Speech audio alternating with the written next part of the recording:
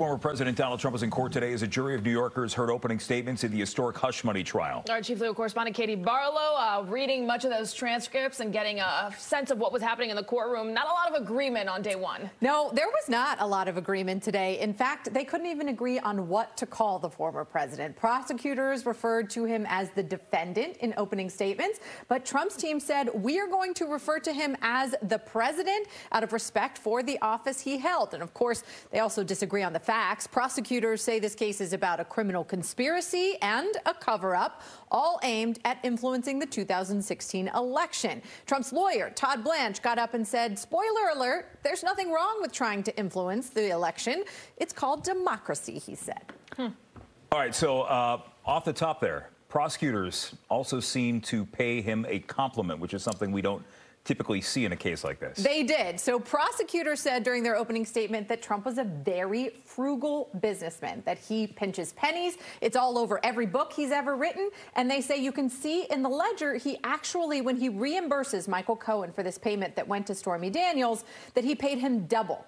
And prosecutors say that that really only happened maybe once, which shows how important it was for Trump to cover up this hush money scheme. Maybe a backhanded compliment at that. Let's talk about the payment, because we're not disputing the payment in this case. That's right. The payment is not in dispute. The money went to Stormy Daniels. Michael Cohen paid her.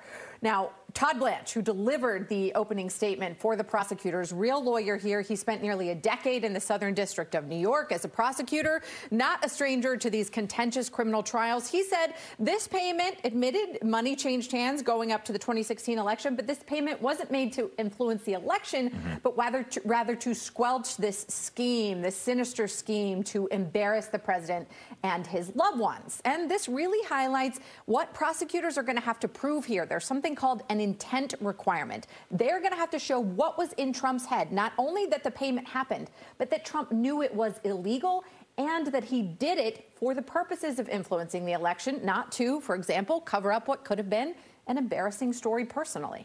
That's a high bar. Yeah. And we also got our first witness today. We did. David Pecker took the stand for about 30 minutes. He's going to take the stand again tomorrow, but he's the former publisher of the National Enquirer who allegedly had this agreement with Trump and Michael Cohen to catch and kill, as it's been called, to pay for stories that might be embarrassing to the former president and to bury them. So we'll hear more from him on the stand tomorrow. All right, we'll see how agreeable he is as a government witness. Katie Barlow for us with day one in the books here. We'll stay tuned for day two. Thank you, Katie.